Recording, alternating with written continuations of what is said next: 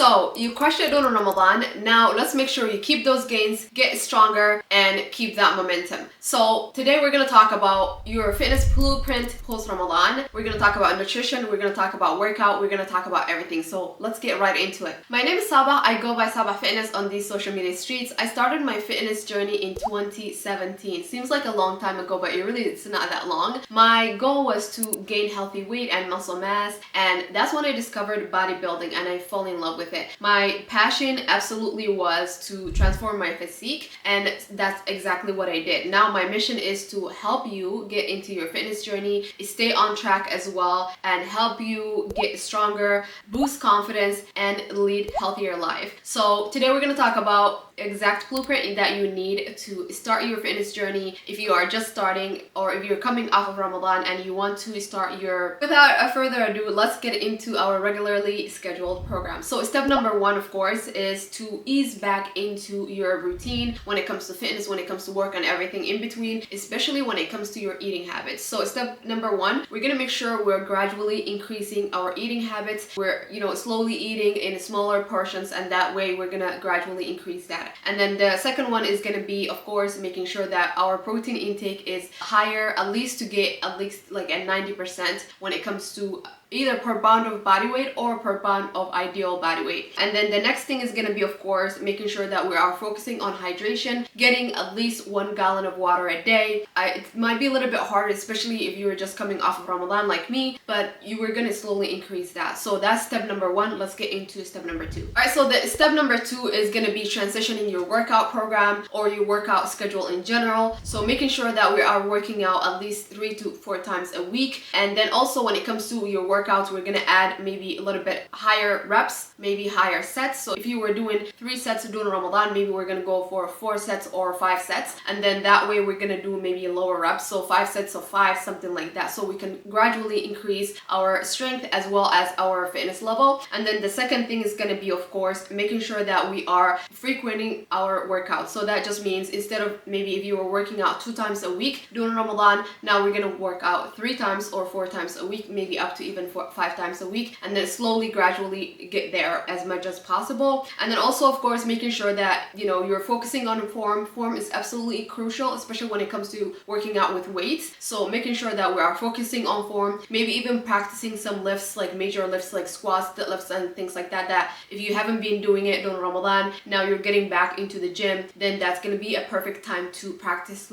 your lifts. At the end of the day, there's no perfection. It's just like we're going to make sure we're disciplined enough, and you just came off of Ramadan, and so of course we're gonna shift those disciplines into our workout routines as well. Also, in the courtesy of Eid as well as my birthday month, my birthday month is in April, we have 20% off throughout the entirety of April for my birthday celebration as well as the celebration of Eid. So go ahead and apply for the one-on-one coaching. We have 20% off the entire month of April, so go ahead and take advantage of that. So it's step number 3 coming up. Of course, step number 3 is going to be recovery and sleep. Those are major important parts, especially when it comes to your daily lives, as well as when you're getting stronger in the gym as well. So the first one we're going to focus on, especially when it comes to recovery and sleep, is of course sleep. So making sure that we are aiming for 7 to 9 hours of sleep, and then consistently maybe going to bed around the same time, so we can build that consistency. I'm right now struggling with that, so I'm going to definitely take that advice to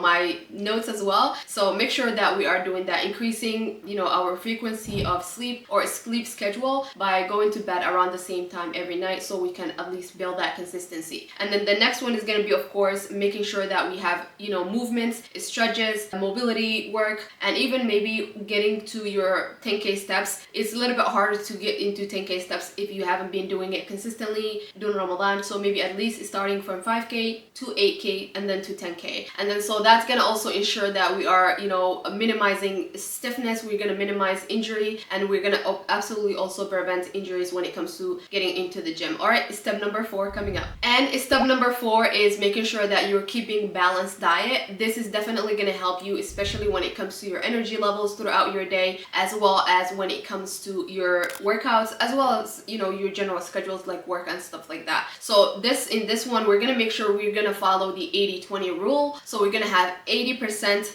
real food, like actual food that we prepped, and then 20% flexible. So if you want, you know, an ice cream or something like that, feel free, but also don't overdo it. And then of course, when it comes to the flexibility, also we're gonna make sure we are prioritizing protein, absolutely crucial. So at least if you can get to 100% of your protein intake, aim for at least 70-80%, and then slowly gradually increase that as well. And then the next thing we're gonna prioritize also is gonna be, of course, complex carbs. Those are also important for energy as well as fats, which is gonna also help with your hormone balances and things like that. And then also to avoid binging post-Ramadan, we're gonna definitely make sure we're meal prepping, so that way we have meals ready to go when we need them. And then so that's also gonna help us if we wanna eat in a smaller portion. If you already have meal plans ready, maybe you can chunk it down into like 2 portions instead of 1 big portion, and so that way you're gonna be able to digest it quickly and then able to finish your plates as well. And also don't even get into the finishing my plate, you know, scenario when it comes to that. If you can't eat something and you can't, you know, finish your food, it's okay to maybe save it for later. So don't push yourself too hard, but also making sure that we are eating in a way where we are, you know, incrementing and at least, you know, getting acclimating to eating on a daily basis, at least, you know, few meals at a time. All right, step number 5 coming up.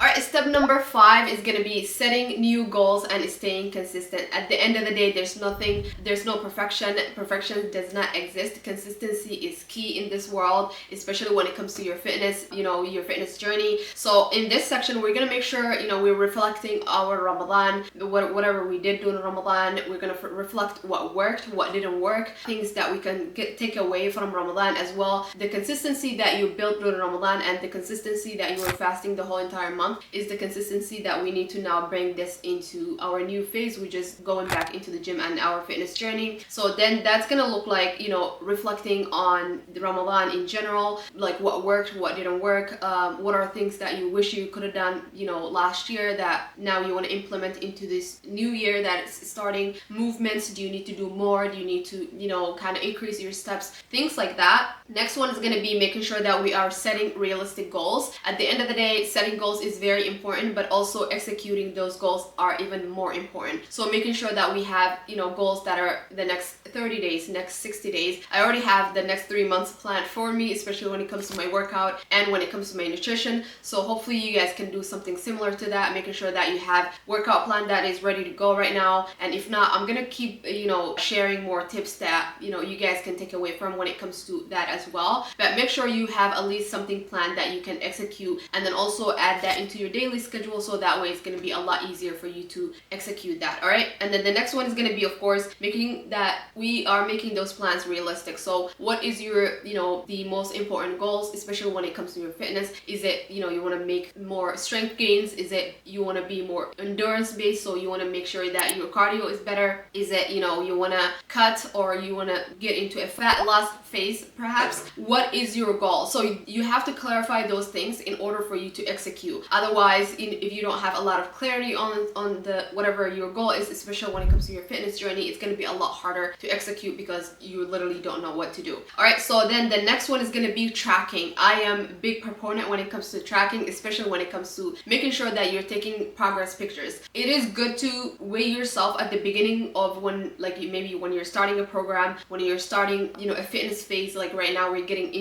back into routine, so it's okay to weigh yourself every probably, like, I would say 2 to 3 months. But progress pictures is where the real results are going to show. So you can, you know, take pictures every week or every other week. That way you can see what is working, what's not working. Especially if you're weight training, you're gonna probably see your body, you know, adjusting to weights that you are moving, right? So that way we can see what's going on in our body. Is it toning? Do we need to work on different muscle groups? If you have imbalances, you can work on that as well. So it's a lot easier for you to see those little nuances from pictures rather than you just weighing yourself. Because if you just weigh yourself, all you're gonna see is your total body mass. That's literally it. There's nothing else there. Also, it's very important to also make sure sure that you're tracking how you're feeling throughout the day on a day-to-day basis. So your body and your mood and how you're feeling, how you're moving. Also making sure that you are also tracking your energy levels. So if your energy levels are dropping midday or something like that, is there something that we can do